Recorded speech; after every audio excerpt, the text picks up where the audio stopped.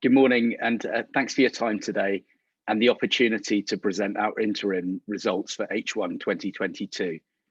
We'll initially run through a presentation deck, which will take approximately 30 minutes, and then we'll have the opportunity for Q&A, so please do submit your questions as Andy just suggested.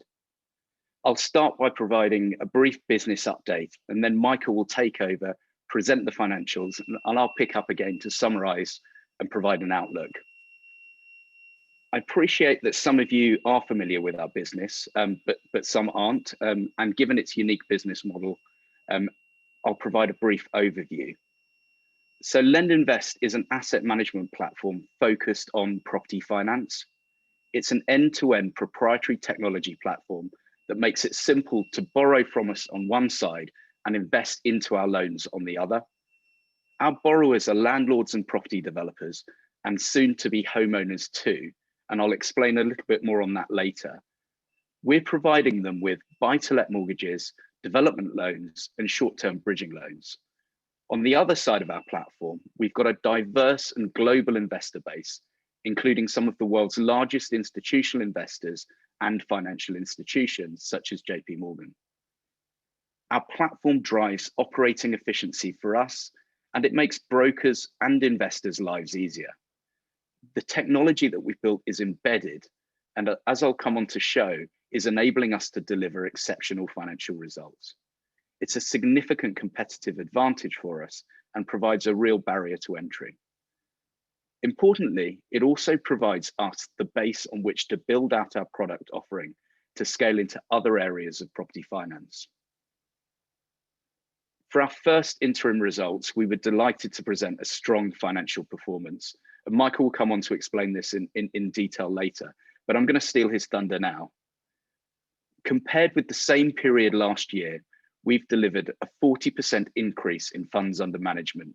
And the main driver of that was our new separate account mandate with JP Morgan. We've delivered a 32% increase in assets under management, and that's been particularly driven by strong growth in buy-to-let lending. And these are long-term loans, so we're building revenue that will support our business for years ahead. On that, we've delivered a revenue increase of 30%, which in turn has increased gross profit by 51%. But what we were most pleased about is our technology platform is now providing operating leverage that's delivering exceptional growth in profit, with EBITDA up 179% and PBT up to 10.2 million in the 6-month period. To achieve this, we've been really busy executing the objectives that we set out at the IPO. Back in June, we exceeded over 4 billion of lending since our inception, further validating our business model and proving the scale and scalability of our platform. We also completed our third RMBS, which achieved the best pricing on a UK buy-to-let securitization in 13 years. In July, we listed, raising £40 million to invest in the continued development of our technology and our property finance product roadmap. In the same month, we closed a new financial partnership with Barclays and HSBC, which had a particular focus on the retrofitting and renovation of the UK's ageing housing stock. And I'll come on to explain some of our green initiatives later and the success of those over the period. One of the reasons that we wanted to IPO was because as a listed company, with the profile and transparency that that provides, we can achieve better terms with our financial partners. And in August, just almost immediately after the IPO, we were able to improve our terms and extend our partnerships with Citi and National Australia Bank, proving that out. In September, less than a year into the separate account partnership with JP Morgan, and given the strong performance of our buy-to-let product, we were able to upsize the account to £725 million. Our technology platform continues to drive sign-ups of new brokers. In September, we passed 1,800 broker firms dealing on our platform. We also launched a new broker portal for bridging finance, which is now attracting even more new brokers for the first time for that product. Finally, in October, we were delighted to announce that we'd significantly increased the size of our technology team, including hiring a new VP of technology. We'd also started to build out the team for our launch into specialist homeowner mortgages, including hiring Esther Morley to lead that product for us. So off the back of all this activity, we've got great momentum heading into the end of the year, and we're well on the way to delivering the long-term plan that we set out in the IPO. These terrific results and the momentum we have in the business at the moment is delivered off the back of years of investment and experience. The property finance market in the UK is a large and attractive market, which is dominated by traditional lenders. And it's a market still characterized by manual processes and poor customer experience. We're attacking this market using leading edge technology. We started with a blank sheet of paper and we built the platform the way you would today from scratch, unencumbered by legacy systems and processes. We've invested over £50 million to date in building our platform. And with our core technology embedded, we're now at a really exciting point. We're signing up new brokers at a faster rate than ever before, and we're adding FUM at a faster rate than ever in our history. The combination of this is making it increasingly difficult for others to replicate. It's driving high growth, and you can see on this chart, our FUM has grown with a CAGR of 70% over the last 9 years, and we expect this to continue. At the heart of our success is our technology. We said in the IPO that we'd use the capital raised to accelerate our tech roadmap, and we do this by hiring more engineers to build out our products. Our tech team is the fastest growing team in our organization. The headcount's increased by 26% in this area over the last 6 months. And it's a constant iteration for us evolving our platform. We've set up our technology in a way using microservices infrastructure that allows us to do this. We have 3 key components giving us significant competitive advantage today. Our broker portal provides a seamless application. It allows brokers to write more business in less time. It drives higher repeat rates and delivers us recurring revenues. Our rules engine provides highly automated decisioning.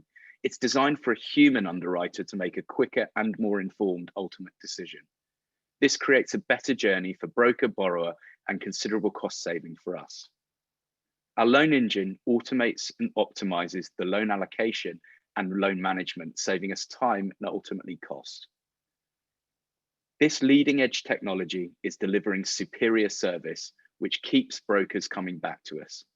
Our broker repeat rate has continued to grow and is now over 77% from 75% 6 months ago. Word travels fast, and we're bringing on a growing number of new brokers to the platform every year. We now have over 1,800 broker firms dealing on our platform, up from 1,599 6 months ago. It's a great model. With more brokers dealing on our platform, doing more business with us, in turn bringing new brokers to our platform, together delivering exceptional growth. As well as continually iterating our technology, we're constantly looking for innovative ways to expand our product offering. In October, we launched our new Epic mortgage range, providing green mortgages to landlords. The range incentivizes landlords to either improve their property to an EPC rating of C or above, or to purchase a property with a rating of C or above. There's increasing pressure on landlords to upgrade the environmental efficiency of their buildings. And under current government proposals, by 2025, properties will need to have an EPC rating of C or above to be let to new residential tenants. Whilst there's murmurings that that date might get pushed out to 2026, that in either case, this date's going to come around pretty quickly. And we're really seeing this product resonate in the property market as a result of that. The product's been an overwhelming success. Just under 50% of all our buy-to-let applications are now coming through on this Epic range. And we've had an 85% increase in our buy-to-let period applications since launching the product. So the product is driving incremental business for us.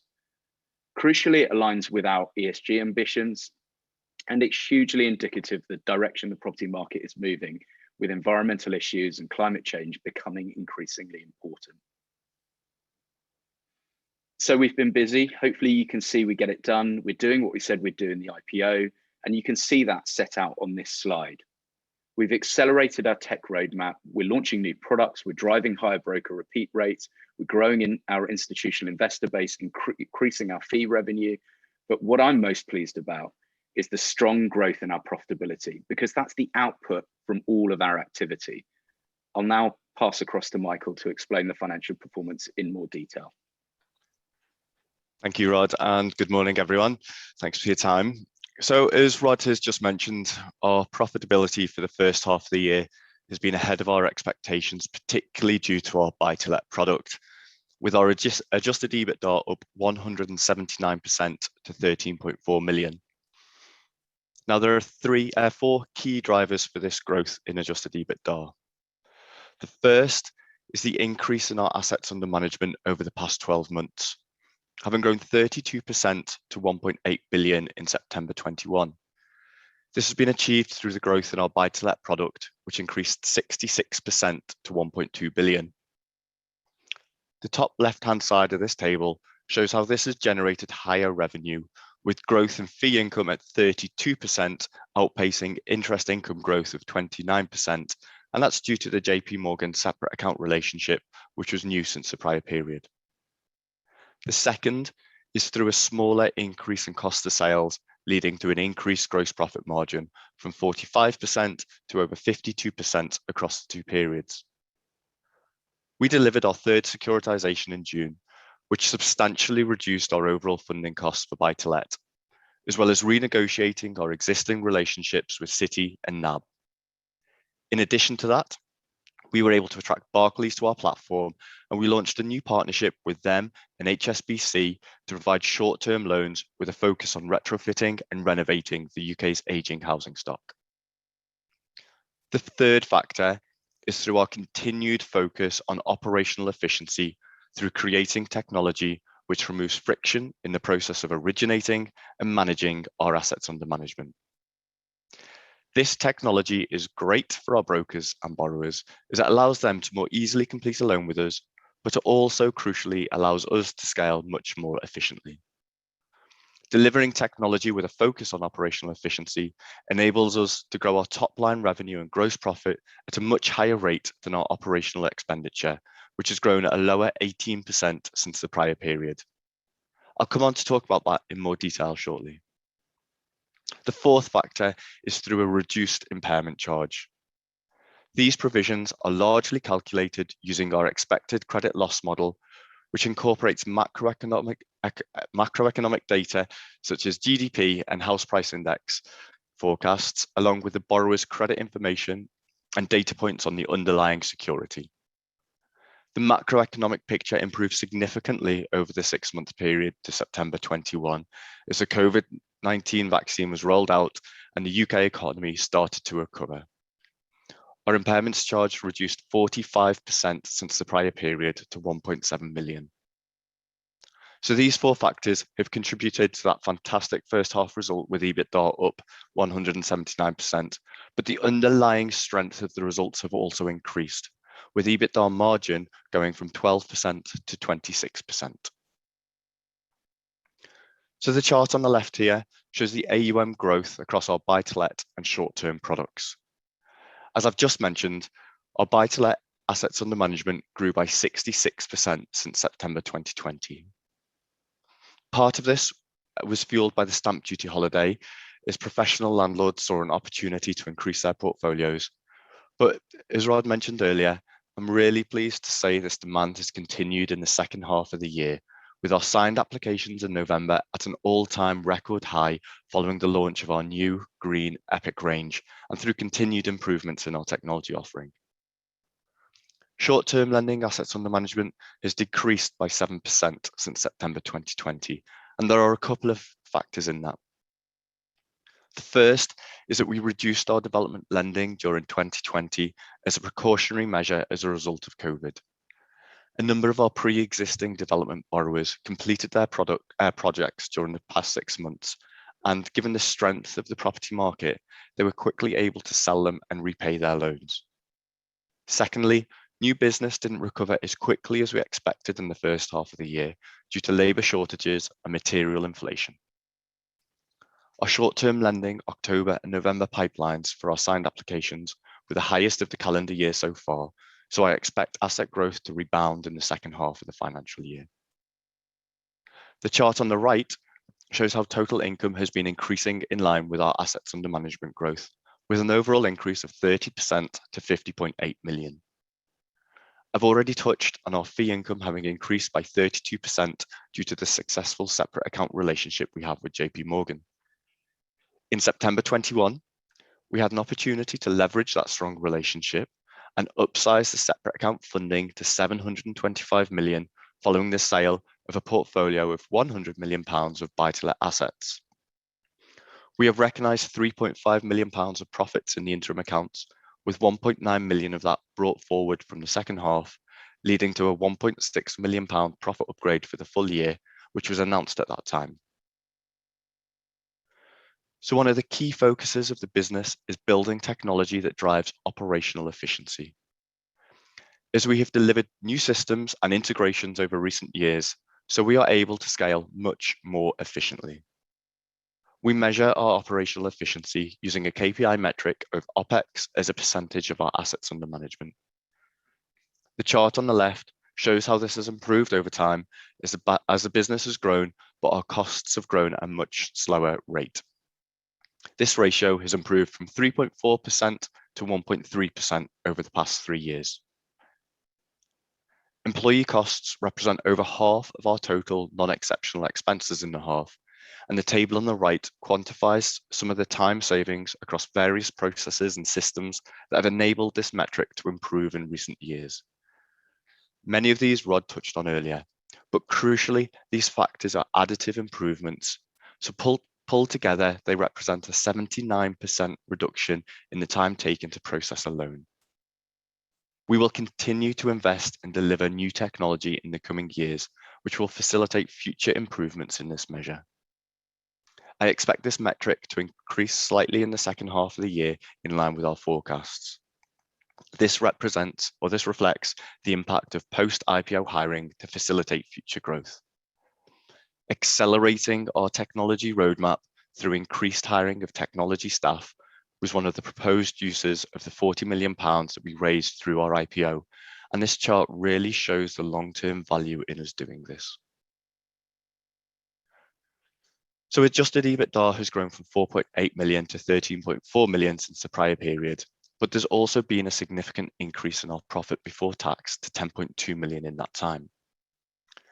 This has been partially achieved through the factors which have resulted in that 179% increase in our adjusted EBITDA. And that's the growth in AUM and related revenue, our improved gross profit margin through increased fees and lower funding costs, and also improving our operational efficiency through our technology. You can see in the table on the left the additional factors contributing to this exceptional result in our profit before tax. We have seen a £2.9 million improvement in finance income and finance expense. In the current period, 0.8 million of income was recognised due to our third securitisation in June and for the upsizing of the JP Morgan separate account in September, as well as some mark-to-market movements on existing derivatives. In the prior period, a £2.1 million expense was incurred on the transfer of the £125 million seed portfolio to the JP Morgan separate account. And this was part of the overall £4.1 million gain recognised in the prior period accounts on that transaction.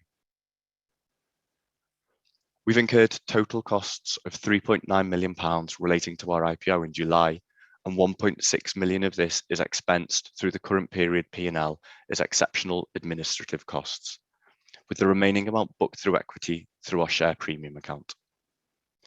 In the prior period, £0.8 million of restructuring costs were incurred as exceptional administrative expenses. So, to summarise and to look forward to the second half of the financial year, I'm really proud to say we've had a strong set of interim results, and this has been largely driven by the performance in our buy-to-let product. We've shown improvements across all of our key measures, including adjusted EBITDA and profit before tax. Our current trading prospects remain good, with record applications in buy-to-let in October and November following the release of our new Green Epic range, and with our short-term lending applications being the strongest of the year so far. I expect our performance for the full year to be skewed towards the first half due to £1.9 million of profits being brought forward through the buy-to-let portfolio sale to JP Morgan, but also through increased costs from higher headcount. This all supports our ongoing confidence in meeting expectations for the full year. I'll hand back to Rod at this point, who will walk us through some of the opportunities that lie ahead of us. Thanks, Michael. It's our ambition to use the platform that we've built and the technology to disrupt the whole of the UK property finance market, which is a huge market with over £1.6 trillion of loans outstanding. We're currently doing really well in our existing business. On the buy-to-let side, we're motoring, but we've still got a huge opportunity. We've got a portfolio of £1.3 billion against a market size of £120 billion. So there's a long way to go. We need to get back to growing our bridging and development assets under management, and we expect that to happen towards the end of our financial year as market conditions improve and borrowers get some more clarity around their project construction costs. And we're about to bring to market our homeowner bridge product over the next few days, which will further support that growth in short-term lending. We're now really focused on building the platform and the teams for our launch into specialist homeowner mortgages, which we intend to launch into in the next financial year. We've proven that we can transition our platform through different types of property lending. We've become the platform of choice for investors looking to gain access to this large and attractive asset class. Investors like JP Morgan can access assets at scale through us. And it's this that gives us confidence to disrupt the specialist homeowner market, which is much of the same characteristics of the buy-to-let market. We've been busy over the last 6 months, and we've had some fantastic results. We're really proud of them and the business we've built, but momentum's growing, and we are really excited about the opportunities over the next 12 months and beyond. We'll keep growing our FUM and our AUM, and in terms of immediate projects, we're evolving the origination and credit models, adopting machine learning technology. We've got the opportunity to refinance our retail bonds during the course of the next calendar year. Our homeowner bridge product will launch imminently. So given all of this, we remain confident of meeting our expectations. Thanks for listening to the presentation. I'm clearly now happy to take questions. Great, thank you very much, gentlemen. Very, very clear. We've got a number of questions in already. I remind people if they want to submit extra ones, just use the Q&A button. So moving into, I suppose, the star of the show, buy-to-let has been a feature of these results. But as you've just been saying, in the context of a £120 billion market, you have a very small market share. What sort of scale of market share do you think is achievable for LendInvest in the next few years? Michael, do you want to pick that up in terms of sort of our guidance around the sort of share we're going to build over the period? Sure. So, Andy, as you just suggested, we are still a really small player in the buy-to-let market with about 1% of that total market share. We continue to expect our growth to, accelerate over the next few months and years. And as you'll have seen from that slide showing how our signed applications have increased since the launch of that new Green Epic range, there's still plenty for us to go for and plenty for us to do. When we look at growth over the next few years, there's kind of a few different lenses within the buy-to-let market that we can do it. The first is through bringing new products to market. So these new Epic range that we brought out also was launched at the same time as a new 7-year fix, which is a new product to the market. Again, that's been a really popular market. While there's so much uncertainty in the market around what interest rates are going to do, we've seen that a lot of our landlords want to fix into that 7-year product with us. So there's bringing new products to the market. There's also adapting the criteria of our existing products. So widening the base of people and loans that we'd give out. There's also conversations that we continue to have with our funders, existing or new, at looking at different sectors of that market we could get into. So an example of that could be borrowers who have some credit impairment in their past, whether it's a CCJ or something else. There may be funders within the market who want to get access to that aspect of the market. So it's a higher rate, higher risk. That would be something that we'd do in a similar way to JP Morgan, where it's a separate account relationship. So we're originating and selling and managing those assets on their behalf. So we still think there's a huge opportunity for us to continue growing in the future years, and our expectations in the market certainly reflect that as well. Yes, and related to that, indeed, what you've been saying, another question is, are there constraints coming from your lending capacity or for market demand for your products? So when we're growing the business and we're thinking about growing the business, there's three things that we have to move at the same time. So growing the funding, so the investors, attracting investors to our platform that want to access different products and at different return points. Bringing on new brokers and growing our assets under management. So in order to do that, we need competitively priced products, and we need to be attracting brokers to the platform as well at the same time to take those products. The third piece that needs to move in at the same rate is our people and technology, and that's our operating process. And the reason we sort of group people and technology together is because they're interchangeable. We use people to build technology, and equally, if we don't have technology for something, it's not an fully automated position, then we need people to deal with that as well. In order for us to grow, we need to move these three things at the same time, and that's the sort of the main thing that we're focused on as a business. At any one time, one of those things could be a limiting factor for a product or sub-product.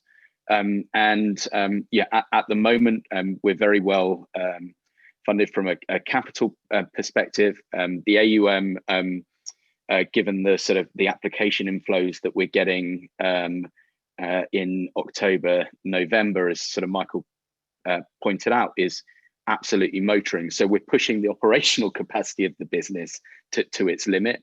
And basically, as we think about growth, we've got to move those three areas at the same time, and we're always working on those three areas. And in order to sort of, I suppose, limit the cost or the drag on the business, it doesn't make sense to have one area running significantly ahead of the other either. So the real skill is moving the three things together. Okay, and we have a couple of questions around technology. I'll try and link them together. Could you give a little bit more detail about what you are actually investing in? i.e., is it a priority to look at customer-facing features, or is it more a case of improving back office efficiency? I suspect the answer may be it's a number of things. So the answer is that it is both. And we have a number of different full stack technology teams working on different things. To give you some idea of some of those projects and some of the priorities that we have at the moment, I've just talked about imminently launching a regulated bridging product. That should happen in the next few days. So we've had a technology team focused on building out that product within our Genesis application portal, and also as well as sort of building the application, ensuring that the back end processing of that loan is efficient at the same time as well. So one area is building new products within the portal.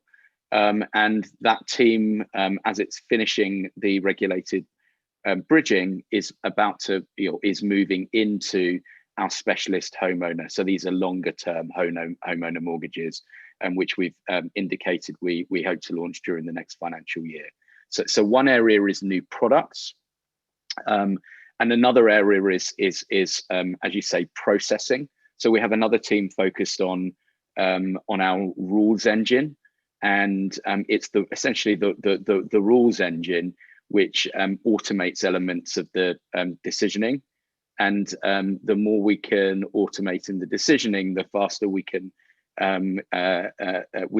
the faster the human underwriters can process loans as well. So They're sort of two of the key areas where we've got quite a bit of focus at the moment. Yeah, and just to add to that, so we are a service-led proposition to the market. So we're not top price in terms of all of the competitors on the lending side. The reason that, or the way that we compete is with that service. So it's making the brokers and the borrowers' lives as easy as possible. And we do that through the technology. So the application process or system that we have is called Genesis. We have 20 or so integrations with third-party systems, all to do with removing that friction. So we use open banking integration, so the borrower can sign up to the system. It allows us to get access to their bank accounts and to real-time analyze those bank accounts to check to make sure that they can afford the lending that they'd be getting. So we've got that. We've got integrations with KYC, AML, so people can just take a photo of themselves with their passport, and all of that's cleared rather than getting documents signed and certified and sent over. So yes, that's great for us from an operational scalability perspective, but it's also great for brokers and borrowers as well. So where we look at things being good for us, and if it's good for the market as well, then great, it's win-win on both sides and keeps borrowers and brokers coming back to us, as you'll have seen from our broker repeat rates that Rob talked through earlier. Yeah, and again, the last part on technology, given the economic recovery, have you any problems with the availability of technology engineers, and are their costs rising at a worrying rate? So attracting technology talent to a technology business is always one of the key challenges of the business, and we've always adopted I suppose a flexible approach to hiring technology talent. So we have some, in pre-COVID times, we had some office-based engineers. We have UK-based remote engineers, and we have offshore remote engineers as well. And because we have that relatively flexible hiring structure for engineers, we have been successful. As I said, our engineering team is the fastest growing team in the organization. We've increased the headcount by 26% over the last 6 months, and we're continuing to accelerate our hiring in that area.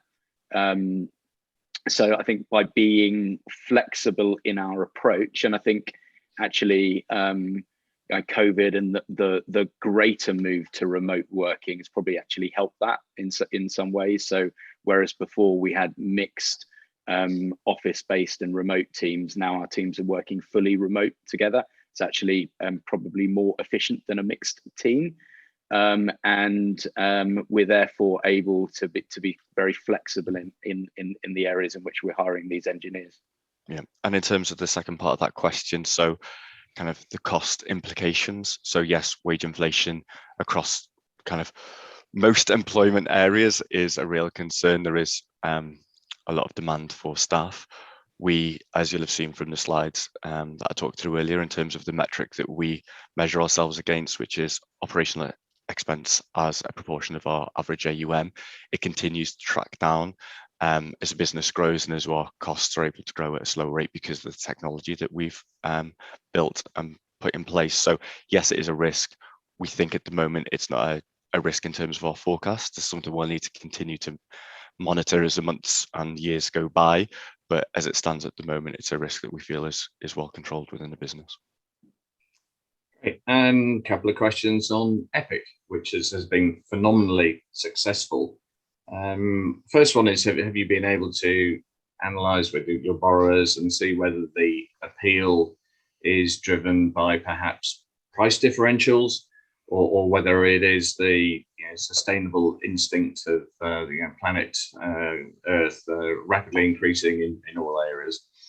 So it's still very early stage in the product. So we don't have a huge amount of data on it yet. But what I will say is we launched a green product range very similar to this nearly 3 years ago. And we provided an incentive at that point for landlords to upgrade the efficiency of their buildings, and there was very little interest. The product really wasn't taken up at all, and we pulled it and we sort of went away and had another think about it. The product that we've put out in the market now provides a greater incentive. So we're sort of giving more. There is a bigger financial incentive to the borrowers and to take that product. But it is really resonating, and I think that the reason it's really resonating is, yes, there's a great incentive, so why wouldn't you take it? But that clearly they have to do something on their side too. And I think that the reason it's resonating is probably twofold. One is this potential legislation coming that will make it harder for landlords post 2025, or now rumored to be 2026. So landlords really do need to start to think about how they are going to upgrade the environmental efficiency of their buildings, and that's going to come around pretty quickly. The other thing was actually, with COP26 being in the UK, this has been a really front and center for, it's been on the news almost every day for a number of months now. And I think people are much more aware of the issues of climate change than ever before. So I think there's a lot of things coming together that mean the product is really resonating with borrowers. And it's good for everyone that this product's being selected. And a very polite related question was the move into Epic. Does this reflect commercial nous on the part of the management, which is to be congratulated given its success? LendInvest may have only been on the stock market for a few months, but it's a business that's been around for a decade. Has there been a history of sustainable or environmental good practice within the group?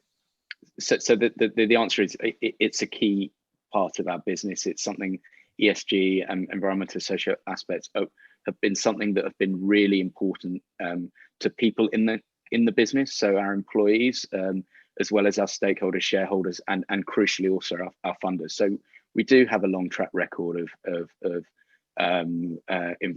putting out environmental and also social products. Some of the areas that historically we've had a lot of focus on, one is in funding the building of a socially affordable housing or affordable housing. We have a funding partnership with Homes England, where we're funding affordably priced property in the southeast of England. So there's a number of things that we're doing. It's important for our funders, it's important for us, and it's important for the employees as well. So it is something that sort of brings us all together, and it's something that we'll continue to do going forward in terms of developing our product range to serve that sort of ESG angle, as well as being providing commercial products that are going to suit the market and designed to serve the market, given the expectations of our borrowers and the changing environment as well. Thank you. And you mentioned funders. One here for you, I think, Michael. JP Morgan, another feature of these results. Do you have any concerns that you might become over-dependent on just a small number of capital providers? And what are your plans to further diversify your own capital base? Sure. So if we look back to kind of 13 years ago when this business was first set up in its initial guise, it was called Montello at the time. That was created, or the business was created in 2008 on the back of the global financial crisis by our two co-founders, Ian and Christian, who are still heavily involved in the business today. It was done with the strategic aim of having a really broad and diverse set of investors and funders into the business. And the reason for that was back in 2008, they'd seen a number of property companies or property financial companies which had gone bust, and it wasn't because of the quality of their lending or their business, but it's because they had maybe one source of funding into that business. When the GFC happened and that funding was pulled, the business just couldn't continue. So it's always been one of the aims of the business to have that really diverse set of funding. Where we look at buy to let, yes, we've got this new relationship with JP Morgan, new in the year, it's now at 725 million of funding, but we also have another 400 million of funding through our financial partners on Citi and National Australia Bank. And we've got 3 securitizations that we've launched already and will continue to do so in future. So yes, JP Morgan is our our biggest single name of funding that we have into the business, but we're really diverse. We continually speak in the market with new investors and funders who look to access the property lending that we'll be able to originate on their behalf. It's not something that we can talk about in detail at the moment because they're all commercial, confidential discussions, but we have a capital markets team who are always looking for new opportunities, and it's certainly something that we hope in the coming months that we'll be able to announce more broadly. But yeah, having that really diverse funding gives resilience to the business and is a really key factor of what we do and how we do it. Okay, thank you. And another cluster of questions around specialist mortgages, and one of them was, could you give a little more detail of who that will be appealing to? And then someone else is, or they made the leap to assume or ask the question if this is going to be related to the gig economy and the self-employed and contract workers. Are there any implications for more manual human work, or is technology still going to be a factor in keeping your cost advantage there? So great question. So we are really focused on this new market for us that we call specialist homeowner market. I think there's no clean, simple definition of what this specialist homeowner market is, but the way that we're describing it or thinking about it is part of the homeowner mortgage market that's not typically catered for by the high street lenders in the UK. They're served by some specialist lenders, they're served by some building societies, but they're not typically served by the main high street lenders. And there's a whole raft of different reasons why they might not be served by those main high street lenders. It could be unusual building types, it could be history of impaired credit or credit issues in people's past, or it could be that their income is harder to verify, and that could be because someone's self-employed in some way, so a barrister, for example, or a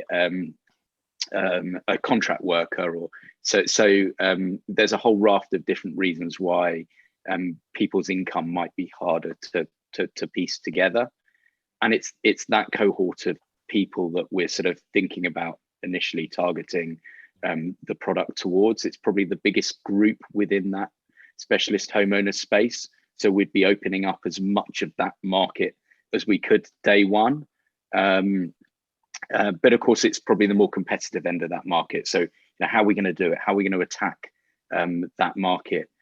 The reason we think it's really interesting is for buy-to-let lending, we're using open banking technology. And open banking technology allows us to access the various bank accounts of our borrowers and all the borrowers' entities and piece together their income from all the various sources to verify that income. And through that open banking technology, we've achieved a huge operational saving in sort of cost and time for us, because we don't have underwriters trying to piece income together from PDFs of bank statements, which is incredibly painful, because inevitably there's one missing, and you're trying to go back through the chain and broker and piece it all together. All of that is avoided can be avoided through open banking technology, and having seen it work successfully there, we think it's going to work really well on that specialist homeowner side. So it is a market that, as the question pointed out, requires that specialist manual underwriter in much the same way that sort of our buy-to-let does. We need a human making an ultimate decision, but if we can automate most of the process to allow the underwriter to make that decision, we can do it really efficiently. So it's a combination of technology with skilled underwriting, and that's why we're really interested in that market. The other thing that sort of interests us about that market is we think actually it might get bigger, because there's probably a whole group of people whose income has been more disrupted over the last couple of years, particularly that group of self-employed or people or contract workers as well. So when you piece all that together, it explains probably why it's the next big project really for us. Yeah, well, that's a very nice sequitur to a follow-on question in terms of scaling the market and at what point you've already referred to the likes of JP Morgan, who can take multi-100 million-pound bites of the market. Do you think this specialist mortgage market will be interesting to those very large capital partners as well? Absolutely. So we first started thinking about this market when we moved into buy-to-let, and our funding partners, our financial partners who were financing us, were saying, well, why don't you do this as well? So, you know, this is something that our existing financial partners would love to support or express interest in supporting, but we think there's, you know, potential for other investors to come to the platform to support this product. So we do think it is attractive, you know, and in much the same way as the the buy-to-let product is. You rightly point out, it's a product that these investors are going to want at scale. You know, JP Morgan are really interested in our business because they can access hundreds of millions of pounds worth of mortgages. You know, if we were giving them tens of millions, it would be less of a proposition for them. So it is important that we can demonstrate that we can scale and originate and manage large portfolios within this new segment too. Great, and we haven't finished yet. A few questions more strategically and macro to perhaps wrap up with. You've mentioned the many things, what, 1,800 brokers. I'm sure you'll answer this very carefully, given who might be listening. But is there an opportunity to enhance margins by more direct selling rather than going through partners? So I mean that's not on immediate plan. For our buy-to-let product, we're purely intermediated. For the new regulated bridging product, it's 100% intermediated. And for the specialist homeowner mortgage product, when it's launched, will also be an intermediated product. So that in those areas, clearly the core focus is on serving the broker. On our existing bridging and development business, it's a combination of both direct and intermediated business. We've always served those customers directly as well as through brokers, and we'll continue to do that. So I think we are intermediated through brokers. That's a reflection of the underlying market. So in the UK, the mortgage market and broader property finance market is heavily intermediated. The buy-to-let space that we concentrate on, sort of professional portfolio buy-to-let landlord, we think 95% of all loans originated in that area are done through brokers. So if we want to build a scale proposition, we're doing that through brokers rather than directly. There may be other products in our roadmap and in the future that are better served directly to borrowers, and we may do that at some point in the future. But for the products that we currently have, they're better served through brokers. Okay, and again, similar theme.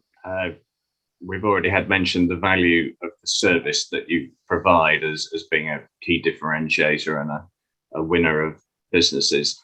Are there any other related property services, insurance, conveyancing? I know you're a disruptor, but might appeal to add on over time and effectively make LendInvest a one-stop shop? We certainly think about that. That's certainly something we think about a lot. It's not something that we're working on at the moment, but it's certainly something that we're considering at the moment. We're more focused on transitioning borrowers through the different products that we have. So providing them with perhaps a bridging loan to purchase a property at auction, allowing them to refurbish that property, then transitioning them through to a buy-to-let loan. So we think focusing on those transitions and making those transitions as seamless as possible is sort of more valuable activity for us at the moment than attacking on additional services. But it is something we think about as we sort of develop the business, whether it's potentially partnering with businesses as well as potentially providing those services directly as ourselves. Yeah, and that word that Rod mentioned, focus, is what's really important. I mean, we've just raised £40 million through our IPO, and it would be really easy for us to get carried away and try and do 5, 6, 7, 8, 9 different things, thinking, oh yeah, now's the opportunity, we'll grow and it'll be amazing and fantastic. We've got a huge opportunity just in terms of what we're doing right now. So the growth in our existing products and the launch in other products. And that focus is really important. Let's make sure that we can do exactly what we've got our mind set on now, rather than getting carried away, kind of trying to do 2 or 3 other things, which, yes, longer term will add value to the business, but the real value is in doing exactly what we're doing at the moment and just growing in those products. Stick to the knitting, and particularly if you're knitting with cashmere, if I'm not mixing my metaphors too much there. Sure. Right. Final question, again to more macro. We have a buoyant UK housing market at the moment. We quite often seem to have a buoyant UK housing market, which I'm sure is down to the supply side. But as we were saying earlier, you're a business that has been operating for a decade. How might a correction in growing house prices affect LendInvest's business? And do you see any sign of that on the horizon? So let me start on that one. So it certainly is a buoyant property market at the moment, continues to be a buoyant property market. I think people were expecting property market to slow down following the sort of end of the stamp duty window, and that's just not proven to be the case in all the data that's coming through. So we do have a buoyant property market. We've got an undersupply of both owner-occupied property as well as rental property, and particularly affordably priced owner-occupied property and particularly affordably priced rental property. So there, there is this inherent undersupply. The other thing that COVID has proven is that, or has driven, is people to value where they're living more than ever before. So and I think that's been the fundamental thing that supported and grown the property market over the last 12, 18 months, has been this sort of everyone realizing their homes are actually a whole lot more important than ever they could have imagined, and they want to pay a bit more for a bit more space, or do a refurbishment, or extend their properties. And on top of that, they've got more cash to do it because they've got less opportunity to spend it on holidays and going out. So the property market has been through a very buoyant period. It continues to go through a buoyant period. Our expectation is that, and probably more so, if you'd asked me a few weeks ago, I'd have been pretty slam dunk on interest rates rising next week. But as the market is slightly less certain about that happening now, but I think the reality is interest rates probably will rise in the not too distant future. I think that probably helps take some of the heat out of the housing market, and sort of hopefully drives it gives a period of more sustainable period in the housing market, because I think 10%, 12%, 10-12% growth year on year, year after year is not going to help anyone, to be honest. So as interest rates rise, hopefully we move to more sustainable level. We're sort of, our models sort of expect a relatively flat market over the next few years. So that's our what we're working towards. I think if you're asking us how we think the business might perform should there be a more significant downturn in the housing market, probably the best test of that for us was when we went back to March 2020, when clearly everyone expected the world was going to end, and because of when our financial year end results land, which is the end of March 2020, you can imagine we were sat there doing all our macro forecasting models and provisioning models, trying to work out where we thought things were going to go. And at that point, clearly there were some pretty drastic views around GDP plummeting, which ultimately it did. And there was expectation that housing market would fall 10% or more over the following 12 months. And all of that was built into our forecasting models and ultimately into a provisioning model at that time. And Michael, you're probably better placed to give sort of numbers around that. Have you got Yes. those figures? Yeah, so there's a couple of elements just to add to what you're saying there, Rod. So, I mean, we are a property finance company, so all of the lending that we're doing is, first of all, secured by underlying property. We have an average LTV of between 70 to 75%. So, as a first protection against any risk to the business, whether it's assets that sit on our balance sheet or assets that we're managing on behalf of third parties, we have that security which protects us. The second element, which Rod's talking about here, is impairment provisions. So under accounting standards, every single loan that we hold on our balance sheet is, we have to have an impairment provision booked against it. They're largely calculated using our expected credit loss model, which builds in macroeconomic factors, which Rod talked about, the borrower's credit file and security. So last March, when we kind of started going into lockdown, there was huge volatility in the macroeconomic picture. That was reflected in the provisions that we had at the time, that we took at the time when we took a charge for that full year of just over 4 million. Over the course of the next financial year, so the year ended 31st of March 21, that macroeconomic picture started to improve.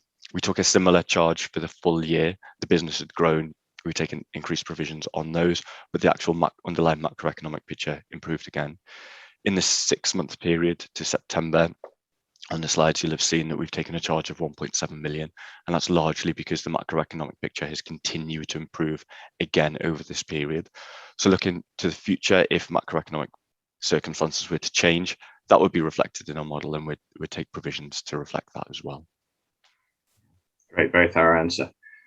Right, just remains for me to thank our audience for a very wide range of interesting questions. I would certainly commend and congratulate the team at LendInvest for they have a slide that says they've delivered on all the IPO promises and their share price is above IPO level. It's been a record year for IPOs on the London Stock Exchange. Not all companies can boast those two claims, I'm afraid. And particular thanks to Michael and to Rod for their time again. Lots of information in that slide deck and appendices, and it is available on the LendInvest website, which is very thorough in providing other information, including Equity Development's recent research report, which values the LendInvest shares at approximately 50% above where they are now. So let's hope that the very good news that you've been delivering is going to continue into the future, gentlemen, and thank you for your time. Thank you for your time. Thanks everyone. Thanks, everyone.